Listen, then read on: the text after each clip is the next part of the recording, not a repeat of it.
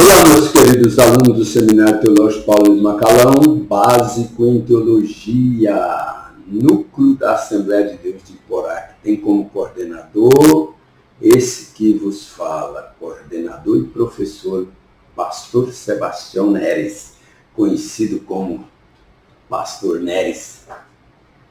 Muito bem, vamos dar sequência à nossa matéria Teologia Pastoral nessa quarta aula, aula de número 4. Estávamos falando sobre o ministério, não é mesmo? Falamos sobre o ministério apostólico e fizeram um grande trabalho. Quando eu estou me referindo a isso aí, eu estou me referindo ao Colégio Apostólico de Jesus. E você sabia que desses 12 apóstolos, depois houve o suicídio de Judas, porque ele traiu Jesus, aí vem Matias, não é? No lugar dele. E quando Matias é nomeado, logo houve também a dispersão. Em 70 depois de Cristo, a grande dispersão.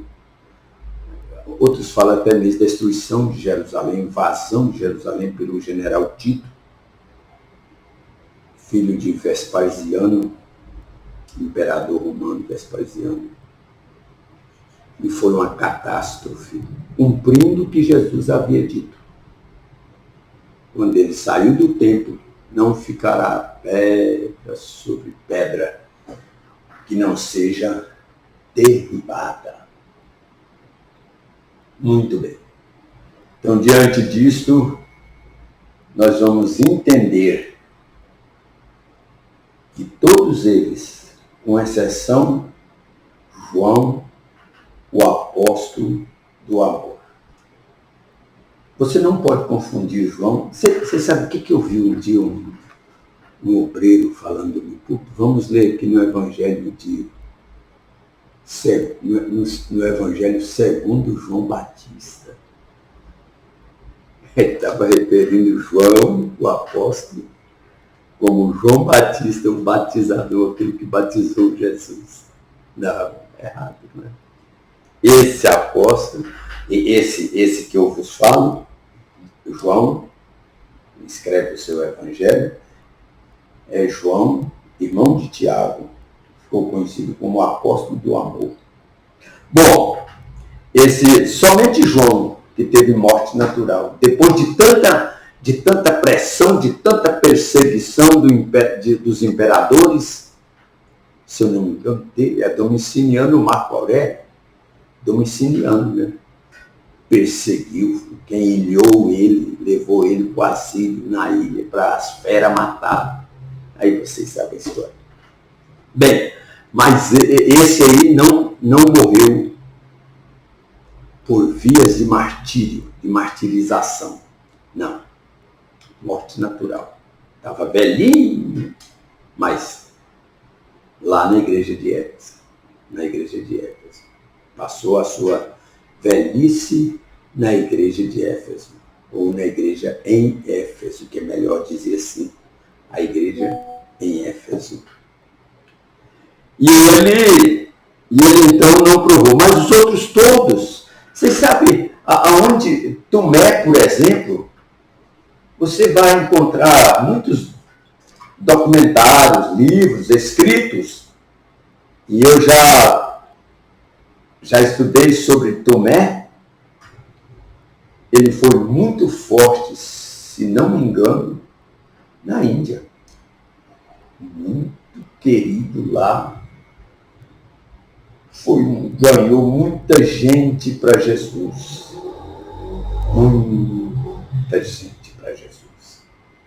Converteram através da pregação de Tomé, das suas atividades sociais. Assim, por exemplo, o Pedro foi crucificado de cabeça para baixo. Tiago, irmão de João, morreu decapitado à espada por ordem de Herodes. E depois Herodes foi comido de bicho. Toma, vai matar. Servo de Deus. Aí ele foi comido de bicho, de verme. E assim são tantos. Cruz de Santo André é um X, não é? Parecendo um X. Referindo à morte de André. E assim por diante. Bom, vamos aqui então dar sequência aos cargos que eu sempre chamo de cargos convencionais. Olha o segundo, profetas. Aqui é que nós precisamos explicar direitinho essa questão de cargo, de ordenação de profeta. Profeta como cargo ministerial. Gente, está falando aqui, Paulo não está frustrando nada. Eu já vi alguém dizendo que esse profeta que Paulo está falando aqui era aqueles profetas que escreviam ou que podia até mesmo ser pregadores. Não, pelo amor de Deus, não vamos entender assim, não. Esse profeta aqui, ele tinha um cargo ministerial.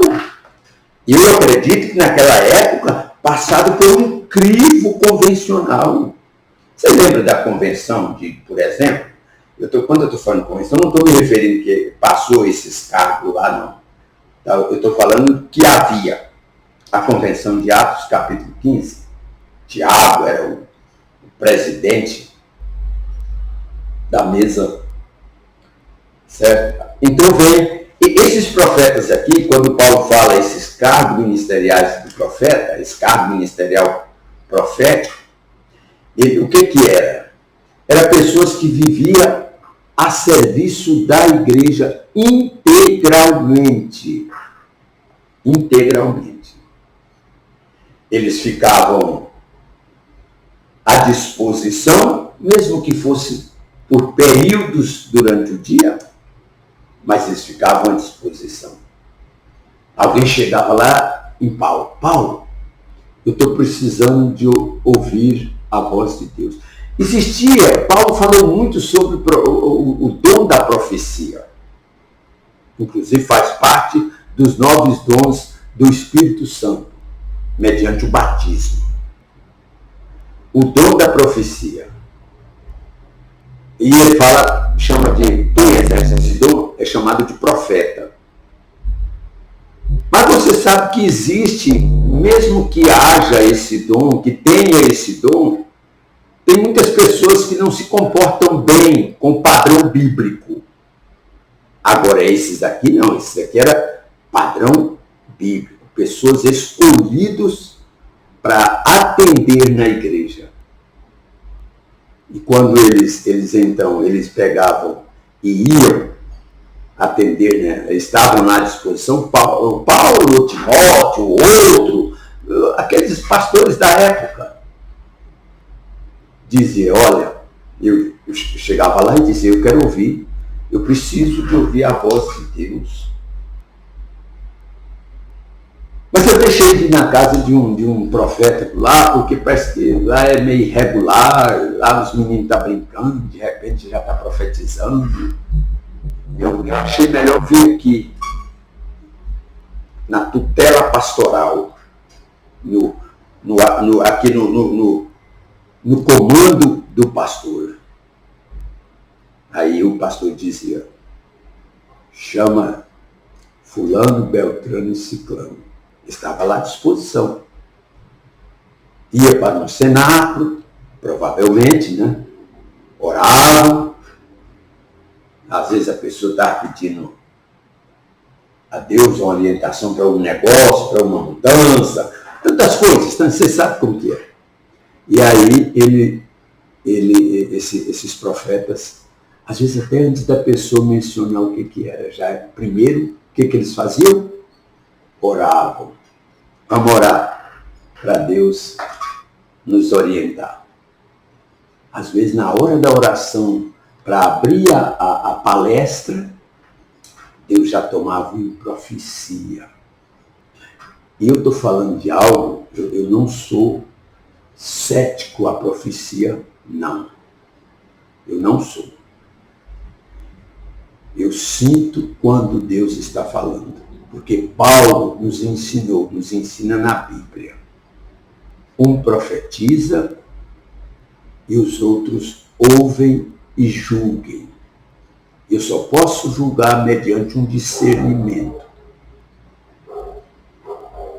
E aqueles profetas eram profetas de confiança, que havia prudência no falar, vigilância, temor, e eles transmitiam o recado. Estava resolvido o problema. Amém? Vamos para o terceiro cargo? A hora vai embora. Olha só. Evangelista. Deixa eu te dizer, para esses cargos convencionais, não é consagração, não é separação, é chamado de ordenação. Separação e consagração é para as igrejas locais.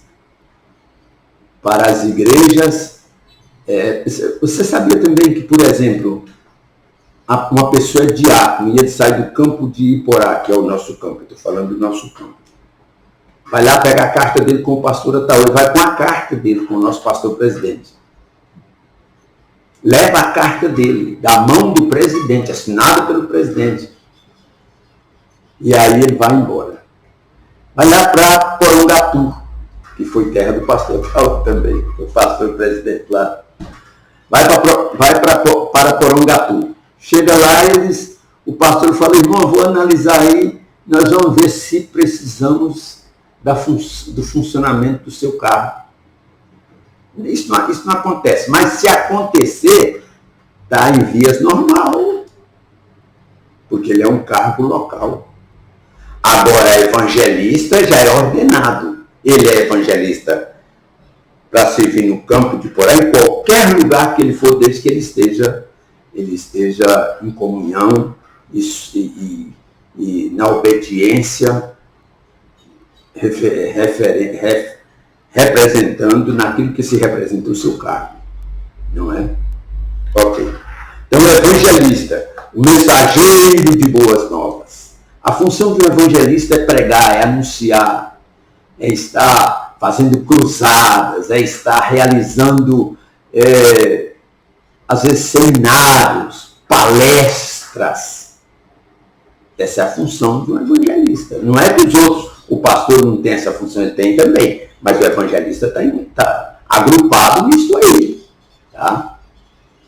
E esse é o trabalho dele. Evangelizar, criar equipes de evangelização, desenvolver a obra missionária em cada igreja e assim por diante. Então esse é o evangelista. Olha só, as credenciais do evangelista está em Atos, capítulo 8, versículo 4 a 8 e versículos 32 a 35. E também nós encontramos na primeira carta de Paulo aos Coríntios, capítulo 9, versículo 16. Tá? Isso aí. Ainda diz aqui, para terminar, aqui diz assim, o mensageiro de boas novas, aí depois diz, o ministério do evangelista despertar o povo para a consciência do pecado. Despertar o povo para a consciência do pecado. É pregar a palavra de Deus, por isso que eu mencionei cruzadas. Evangelização em massa. E assim por diante. Vamos para mais um ponto? Para o quarto, pastor. Pastor, pastorear. Que pastoreia, que conduz um rebanho. Tem pastor por prática, porque às vezes ele ainda não é um evangelista, ou não tem evangelista não, perdão. Às vezes ele ainda não tem a ordenação pastoral. Ele não passou por uma convenção. Mas o pastor Ataú já deu para ele uma igreja assim. Lá, 20, 30, 40, 50 membros. E ele está tomando conta. Ele já é um pastor por prática.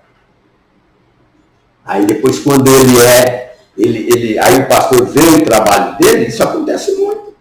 Vamos levar ele a pastor, levar ele na convenção, para ele ser reconhecido e ser ordenado.